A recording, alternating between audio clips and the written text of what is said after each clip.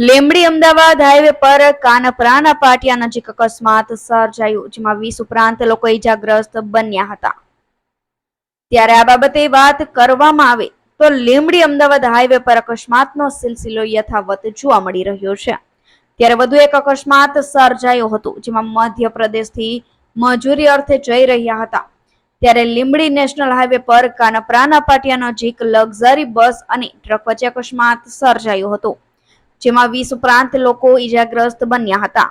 ત્યારે આ ઈજાગ્રસ્તોને સારવાર અર્થે લીંબડી સિવિલ હોસ્પિટલ ખાતે ખસેડવામાં આવ્યા હતા, જેમાં જેને ગંભીર રીતે ઈજાગ્રસ્ત થયા હતા જેઓને સારવાર અર્થે રિફર કરવામાં આવ્યા હતા।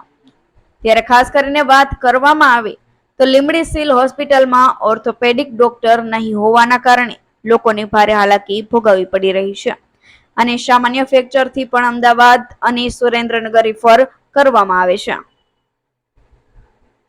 કલ્પેશ વાઢેરનો report, Gujarat national TV news, Surendranagar.